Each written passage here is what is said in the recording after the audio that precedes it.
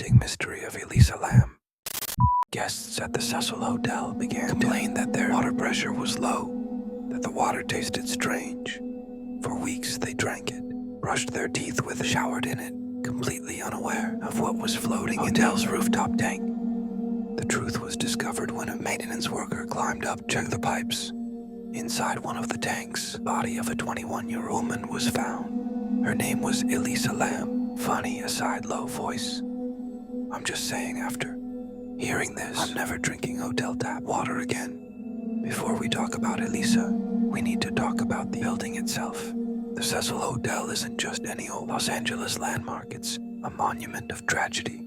Built in 1924, it was meant to be luxurious, but after the Great Depression hit, the area around its Skid Row turned to dark.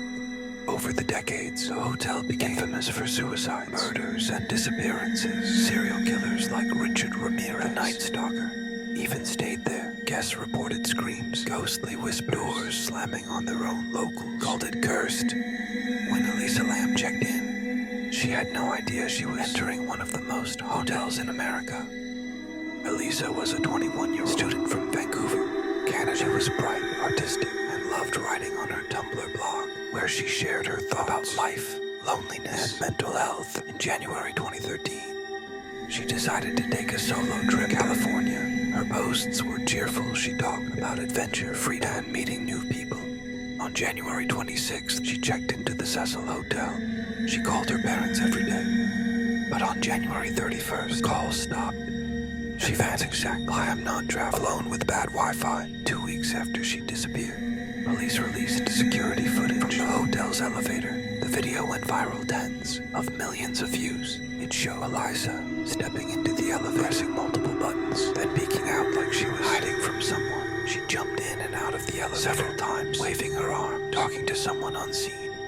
But the strangest part, the elevator doors stayed open longer than they should have. People online analyzed every frame. Some said she was being followed. Others believed she was having a mental health episode. And a few swore she was interacting with something supernatural. Me?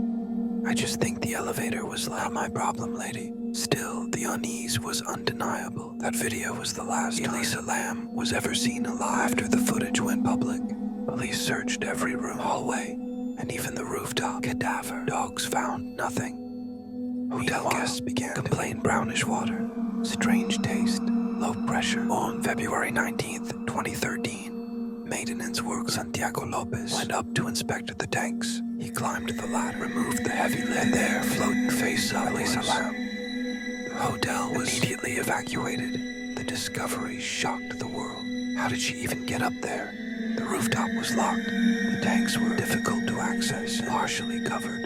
And yet there she was. You know, it's bad when your morning shower crime scene. The coroner's report ruled death and accidental drowning. No signs of assault, no alcohol or illegal drugs in her system. But online investigators noticed inconsistencies.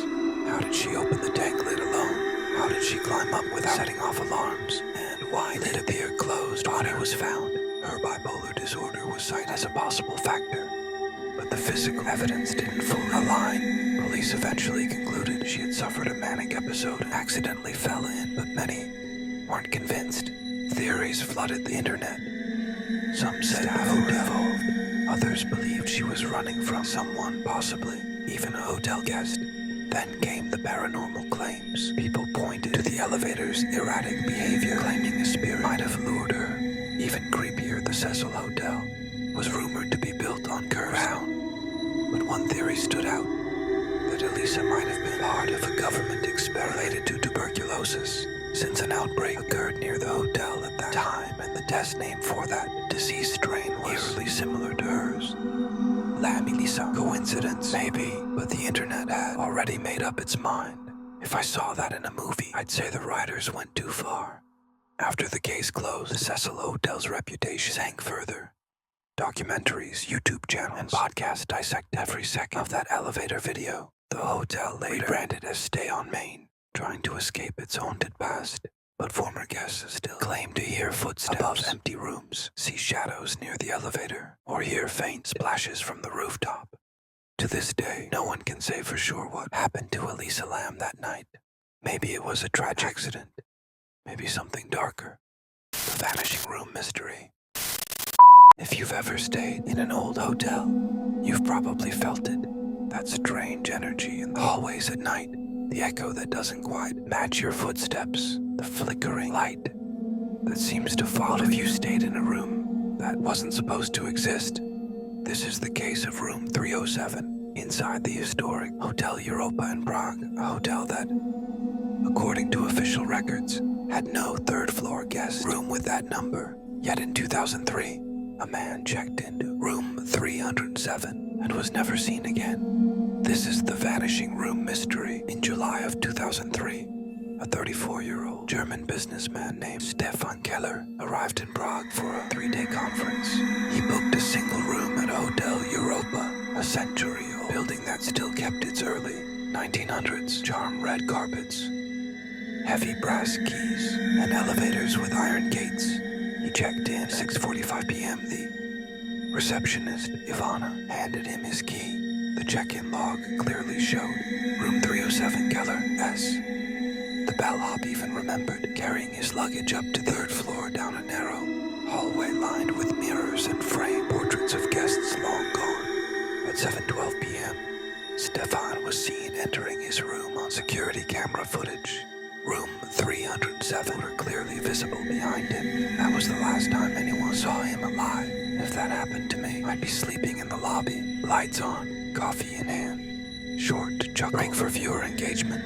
The next morning, housekeeping knocked on room 307's door around 10 a.m. No answer. They entered using the master key. The bed was made, his clothes neatly folded, wallet and passport on the desk. But Stefan wasn't there.